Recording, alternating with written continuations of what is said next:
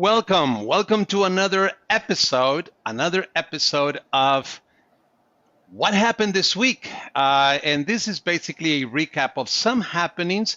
There's a lot going on in the country, in the state, at AARP, but we try to just keep our eyes and ears open to see what kind of strikes us as being a little bit more important than the other issues. And we don't want to minimize any of the issues that happen in the country, but there are some that caught our eye this week. Maria, welcome. Maria Ramirez Trillo, you are in Tucson, correct? Correct. Thank you. And today, sure, Maria, thank you for joining. Alex Juarez is I believe in Mexico City, if I'm not mistaken. And in his place this week is Brendan Blake, obviously with AARP. Brendan, thank you for last minute and you answer the call. Thank you so much. Thanks, David. Happy to be here. Yeah, and the first thing that caught our eye this week is, guess what? Let me show you. I don't think it'll be a surprise. Let's see. It is Phoenix Suns again. This is 2 in a row. Phoenix Suns. Oh, there you go. 1 win, 3 to go. They played. When did they play? 2 days ago? Yeah, they played 2 days ago. And today they play the second game. They're looking good, but Brendan, we have noticed that you are a real fan of the Suns. Take a minute or two to just kind of tell us about your excitement and what you're seeing in this series with the Phoenix Suns. Thank you, David. This is maybe the biggest surprise because I didn't know we were going to talk about this. So David has given me some time to clear out and talk about my love of the Phoenix Suns. I am so excited that the Phoenix Suns are in this position.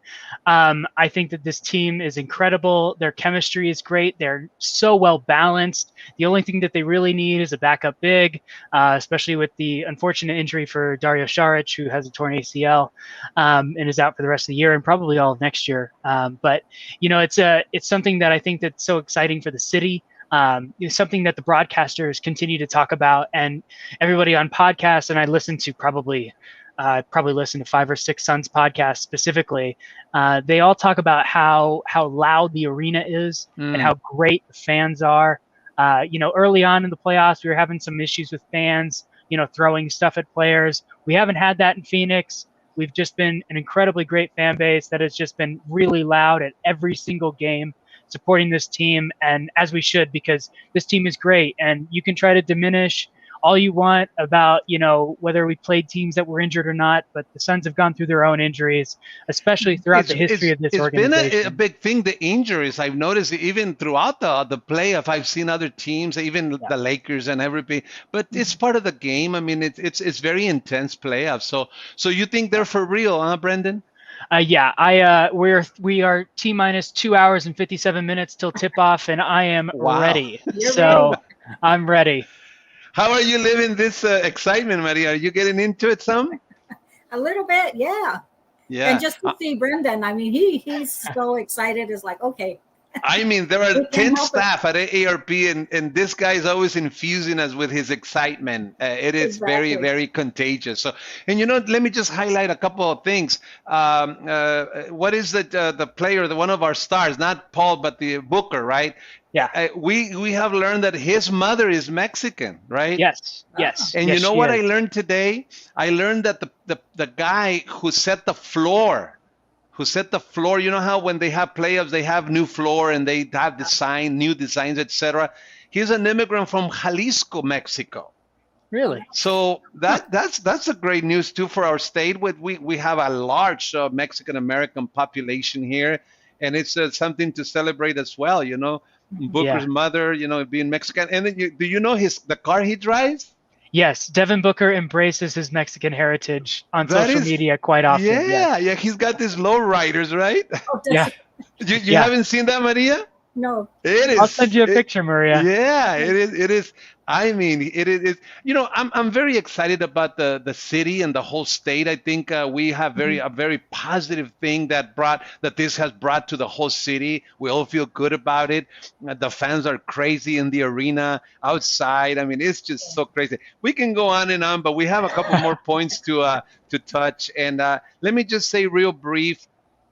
that the Arizona unemployment supplement of $300 or additional dollars, I believe we get 240, or we Arizona gives or provides 200 up to 240 a week on unemployment benefit. And due to the federal pandemic unemployment compensation, they had a $300 supplement. Well, that's ending on July 10. July 10, it's ending, and we want folks who are receiving unemployment benefits to know that, right? The regular benefit will continue, but the supplemental benefit will not. So obviously this is to disincentivize folks to remain in collecting benefits when there's millions of jobs out there that they need to be filled. So I think that's the thought behind it, that there are jobs now, so people need to go back and work. So we just wanted everyone to know about this. And let's see, what is the next point? The next point. Well, Brendan, we wanted to invite you also not only to talk about the Phoenix Suns, but to talk about the Supreme Court that voted on Arizona voting laws. And Alex covered it, but I just thought it was so important to kind of repeat it. Would you mind taking us through the whole who sued who, what is it, and what is the implementation look like? Yeah, sure, David. So essentially, there are two voting laws that were on the docket for the Supreme Court. It started out with the current Attorney General Mark Brnovich and his team suing the Democratic National Committee, the DNC, on these two issues, and ultimately it went up to the Supreme Court. The two issues that we're talking about here are around ballot harvesting, which is the technical term that's used in grassroots advocacy and organizing. It basically means that you can't grab somebody else's ballot or a group of people. Like, let's say you have a group of people that you do something with. You can't take all their ballots to the poll and drop them off. That's called ballot harvesting, and that is illegal in Arizona. What you can still do is, if you are the caregiver of a loved one, or you're the spouse of somebody, you can take that ballot with you to drop it off. But the dissenting opinion, which was there were 3 liberal judges on the court, all 3 of them voted against that, as making up the 6-3. The person who wrote the dissenting opinion said that this is going to hurt the rural communities specifically, who have limited access to polling places, and usually, and as a community can usually cull their ballots together and drop them off at the same time. So that way it doesn't create a burden for each individual person to make it to the polls. The other issue that was sort of being discussed by the Supreme Court in this issue was the out-of-precinct voting.